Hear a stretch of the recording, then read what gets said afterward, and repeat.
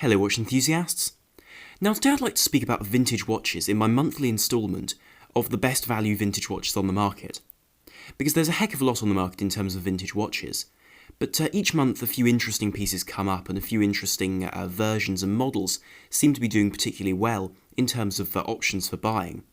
And so this month I have a great deal of watches varying from military watches from the 1960s all the way through to GMT watches offering very similar specifications to a watch like the Rolex GMT Master, for example. And then, of course, everything in the dress watch realms, from very distinguished Breitlings from the jet set age of the 1950s and 60s, all the way through to Longines' final hurrah with one of their greatest movements. Now, through the second half of the 20th century, the US Army, and more specifically the US Air Force, saw a great deal of conflict, whether it was in Vietnam or in the Middle East. And so in terms of their watches, there were several which have become very well known. And two brands which produced versions which have become remarkably affordable are Hamilton and Benrus. And these watches are 34mm stainless steel watches, which appear quite simple in terms of their designs and their forms, but have made some of the best field and pilots watches of the century, in terms of how many years they were made for, and in terms of how well their design has stood the test of time. However, the best of the bunch were those made to the specification GGW113. And this was a specification made for the US Air Force in order to be watches that were versatile and indeed accurate for these pilots to wear. Now, there were a few specifications that were necessary in terms of the original watches, so they had to be resistant to water to some degree and have a certain degree of anti-magnetic protection, in addition to hacking, so that you could pull out the crown and stop the seconds. In addition to that, they ended up having to have more than 15 jewels. And so the movement chosen by both of these brands for their watches was a variation on the ETA 2750. And this means that these watches have movements which are very easily serviceable, and of course have the additional feature of hacking, which is something which of course was necessary for military watches to be able to be synchronised, but of course is something which is very useful in daily life and something which we've come to expect from a lot of mechanical movements nowadays, whether they're mechanical in terms of being manually wound or automatic. And of course these watches at 34mm were indeed manually wound for simplicity. And whilst 34mm may seem small, due to the very long lug-to-lug length of these watches in order to accommodate a very thick strap, these watches actually wear very well on the vast majority of wrists without any real trouble.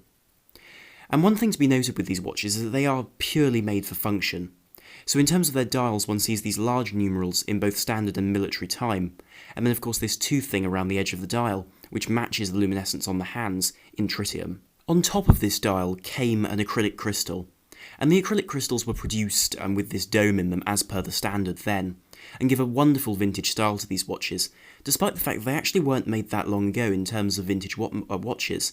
because production started for both of these brands in 1967 and continued on to 1986, so they did have a very long lifespan. Now the cases of these watches were stainless steel and bead blasted, while some were also parkerized, and that meant that the finish was reinforced with a phosphate chemical application. And what this meant was that it gave a sort of a dark, matte finish to the cases, which is already associated with that style of matted or bead-blasted stainless steel. But in this case, it looked more like military machinery, whereby it had been coated with this finish to make it more resistant to bumps and scratches, and just resist better in the field.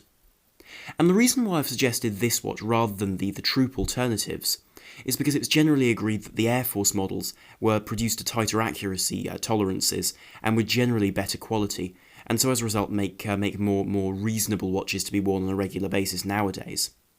And of course, due to the nature of these watches, they're often found in very dilapidated condition. But due to the fact that they're very serviceable, and in terms of the way they're put together, the vast majority of them won't be in original condition because they will have been reassembled and repaired as simply as tools. One has to accept that a lot of these watches will be to some degree unoriginal. But if one's able to pass that sort of hurdle, one's able to see a very, very interesting watch which has an immense military history in terms of serving in all the major conflicts the US was involved in, and of course being the last generation of mechanical soldiers' watches, which is very interesting and I think adds anything to a little collection, especially bearing in mind the fact that these watches are available for between about £200 and £350, which seems like a remarkable price for a piece of history. The next watch I'd like to speak about also remains in the world of aviation. However, this piece wasn't marketed towards the army, but simply as a GMT watch in a world where aeroplane travel was speeding up movement between continents and making it possible to travel further than ever before. And this was the Zodiac Aerospace. And the Aerospace was conceived after the 1953 release of the Seawolf, which of course has become a very famous piece in terms of the world of dive watches, being a contestant for the first dive watch ever made. However, they reused the slim case style of this watch and the delicate lugs and crown guardless build with this timepiece. And this is effectively a GMT Master counterpart in terms of being an other option to that watch during the period. And in terms of the way these watches come, they have a very similar stainless steel case in that 35mm size to the Seawolf. And of course they have fully polished stainless steel cases with a rotating bezel, which was graduated in a 24-hour graduation. And usually this bezel is seen with a Bakelite insert, usually a twin-colour Bakelite insert with black at the top and red or blue on the bottom half, creating either a Coca-Cola style bezel or a Batman style bezel. But certainly this watch took from that period exactly what needed to be taken in terms of being an agreed format for a GMT watch. And of course this watch was more delicate than its Rolex counterpart in terms of its design and its build, but in many ways holds its own in terms of being an interesting watch and something very much independent from that Rolex GMT Master, which this watch is often compared to. Now what I love about this watch is the fact that it captures its period so perfectly. And this is seen with everything from that dial, which is a glossy black finish rather than being matte black, to those applied indices, which are sharp and faceted in that modernistic style of way that the world was looking in that period, which I find very interesting, and a curious contrast to other watches of the period. And the beauty of this watch, of course, it allows you access to something which normally would simply be inaccessible, because the price of other GMT watches from this period is usually highly prohibitive in terms of the sheer expense needed to spend on a four-handed watch, with of course the date, and from a reputable brand. But what's incredible about these watches is that they're available for anywhere between about £500 and £800. Admittedly, some of the best examples will sell for a bit more than that. But anyway, these are extremely good value in terms of offering an automatic GMT function with a design and looks which are so much a quintessential element of that period, and of course which don't look derivative of anything else on the market, with those straight polished steel hands, and of course the use of that wonderful paddle-style second hand in polished metal, which gives a fantastic contrast to the squared and faceted form of that GMT hand in red. Of course, behind this watch is rather beautiful domed acrylic crystal and wonderful glossy black dial. One has the movement, which is the Caliber 75, which is an automatic movement with the GMT function from Zodiac themselves, which provides an interesting movement for this watch. And like the Seawolves, these aren't the easiest things to service, which is one point to be considered when you buy one of these, that you will be able to find a service centre capable of servicing them. But certainly I don't think this should stop anyone from going for one of these, because there are parts available on the market, and these watches are generally quite abundant in terms of being able to find them on the used market if you need to find parts for them later down the line. And so with a complication like a GMT function from a brand as reputable as Zodiac, I think this watch makes a fantastic option between £500 and £800 with such a fantastic and unique design. Now, to understand this third pick for this video, I think one has to examine the history of Longines to some degree. Because in 1967, Longines released a movement in the form of the Ultrachron, and this was released to celebrate the 100th anniversary of this brand, which at the time was competing very much in the same category as Rolex and indeed Omega in terms of their movements and their watches. And the Ultrachron was a high beat rate movement, and it was advertised as the most accurate mechanical movement in the world. These movements ran at 36,000 vibrations per hour, which means 10 ticks a second, which is smoother than the vast majority of modern mechanical watches, and was twice that of the 18,000 vibrations per hour of the average mechanical watch of the period. And so one has to view these movements as the pinnacle of Longines' innovation. However, these movements were not the most reliable, and to this day are difficult movements to service as a result of spring barrels having to be replaced instead of being openable and serviceable, and do tend to wear out quickly as a result of this high beat rate. However, in the late 1970s, Longines produced a couple of movements which perhaps celebrate the brand best, and these are the 890 and 990. And whilst the Ultrachron went out with a very, very fast beat rate, and of course all of these technical innovations which were highly impressive for the period, the 10 years between the Ultrachron's release and the final iterations of the 990, there was a great deal of development in terms of what Longines were trying to achieve with these movements. So this movement no longer ran at the very high beat rate, but rather was reduced to 4 Hz, which is still 28,800 vibrations per hour, and is still an extremely high beat rate for the period, and to this day is still very much competitive. However, they were clever with this movement because they used 2 spring barrels instead of 1, which both extended the power reserve, but also helped to reduce the torque exerted on the movement, and as a result extended the movement life. In addition to this, these were extremely finely made movements, and they really were designed to be the pinnacle of technology in their period, as one saw the 990 as a direct development of the 890 with lighter parts and a more efficient build. However, whether you go for an 890 or a 990, you really are enjoying the final hurrah for Longines' in-house movements, because they were then bought by the Swatch Group later on, and have become a member below Omega, for example, and below the likes of Blancpain, for instance.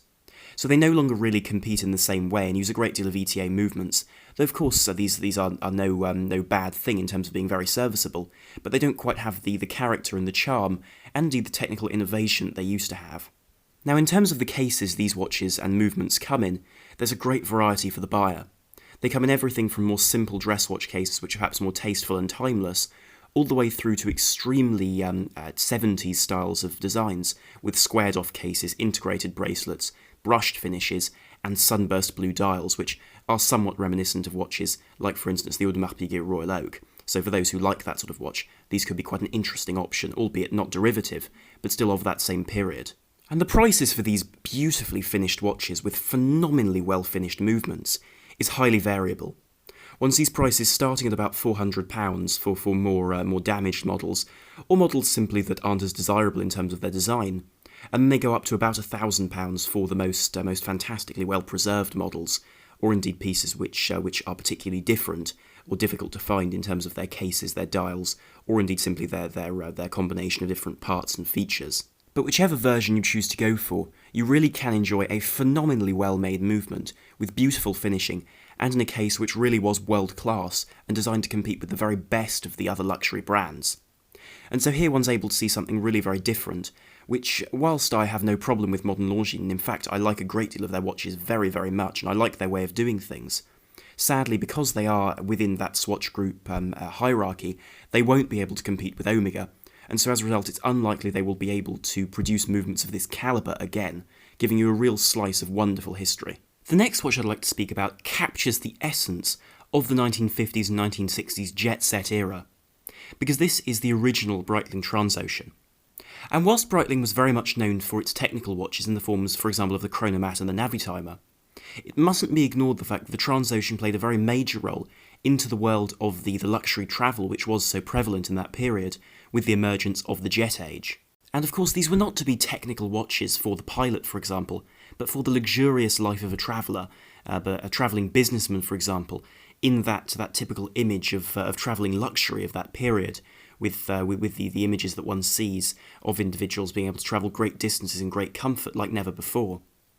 And so this 35mm by 10mm thick watch was really the ideal tool for this, being automatic with the date, or indeed you can get them without the date, but giving you a very legible demonstration of the time in a beautiful case, and a wonderful depiction of Breitling as something more than a technical brand. Interestingly, these watches are seen far, far less often than the equivalent watches from Omega in the form of their Seamaster, for example, and indeed the Omega Constellations, in addition to watches like the Rolex Datejust of the same period. And so pricing for these watches does vary, but before I talk about the pricing directly, these watches come in a variety of variants, because one sees stainless steel models, which tend to be the most affordable, in addition to gold-capped models, which tend to be the worst preserved as a result of the fact that the gold does tend to wear off. But that said, if you expect to wear this watch simply as a formal dress watch on special occasions, I don't see any reason why to shy away from the gold-capped version.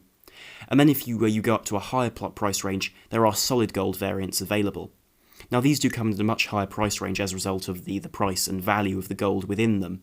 but they do still have plated crowns, so that is something to pay attention to if you see one with a particularly worn out crown. Now, where case designs are concerned, one usually finds versions, and indeed these are the most popular, with twisted lugs. And these elongated lugs give the 35mm diameter of the watch a wonderful size. Despite being quite a small watch, they're perfectly wearable for the average man's wrist without any trouble whatsoever.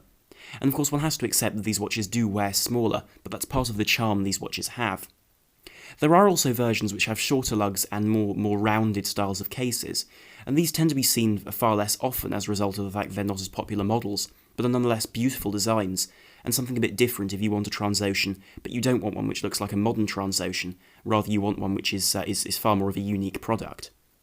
And then dials also do vary with this, because the most common dials have domed centres to the dials and applied indices, and these wonderful, sharply cut, polished indices, which are without numerals but run around the dial in a very clear way. And then of course there are variants with the date, or indeed without the date, which in both cases is beautifully surrounded with a metal rim. The dial is very simply given in terms of text, whereby one simply has Breitling, Genève and Transocean on the dial, which is a nice touch and something which could easily have overcluttered the dial, and also have overpowered the subtle crosshairs centred around that central point in the dial. Looking at the back of the watch, one sees the characteristic double Breitling aircraft tails, which show this watch's affinity with the world of high-speed travel through commercial aviation of the period in the 1950s and 60s. And if one looks beyond the case back, one sees the movement which is either a Breitling 125, or a B125 as the name is, or a B126. And these are automatic winding movements with 18,000 vibrations per hour and 25 joules. And really what these are Breitling rebranded versions of the ETA 2472 with the full 25 joules, because these are available in either 17 joule, 21 joule or 25 joule configurations.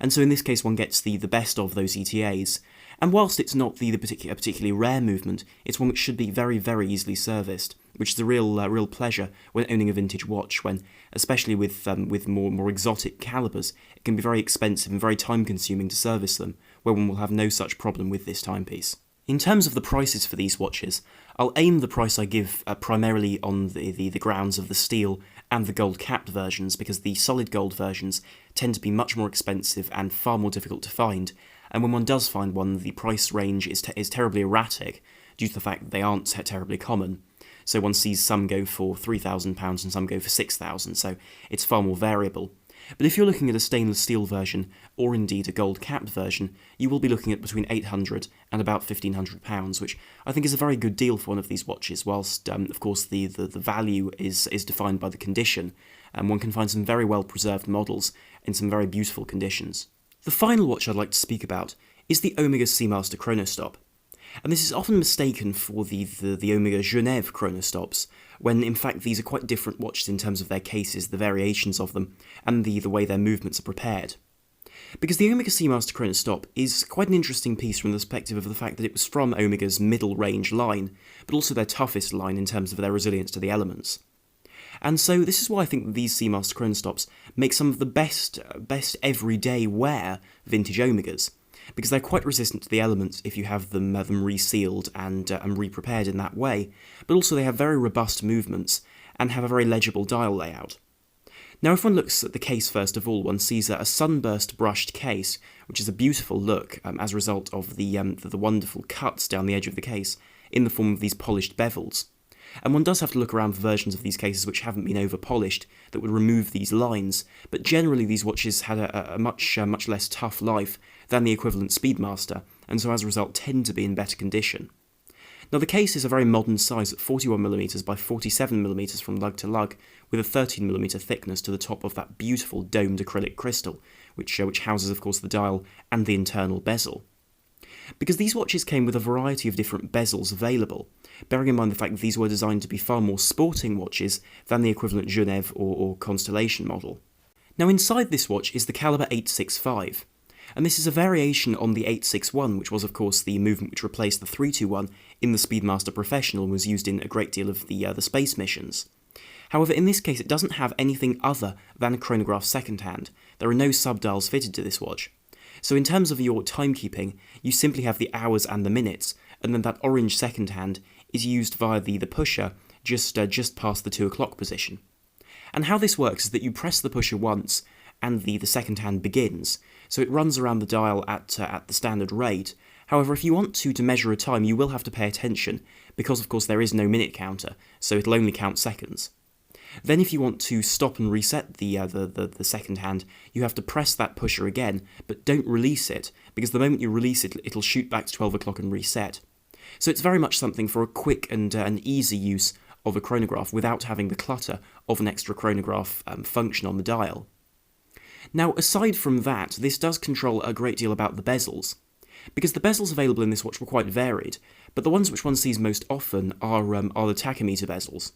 And these are stationary, and so cases with these don't have a third crown at the 10 o'clock position. Instead, what one has is a fixed bezel around the inside of the dial with a tachymeter on it, so if you know a measured distance, a given distance, and you're travelling at a certain speed, by using the chronograph you can establish what your average speed over that distance was, which really fits with the function of the Chronostop very well as a very easy and quick to reset and restart chronograph. Aside from that, there are the versions which have rotating bezels, and these are used via the crown which is placed at 10 o'clock on these versions, and they're bidirectional rotating bezels, with some of the most popular models being the rotating timing bezels with the 5-minute graduations placed on them.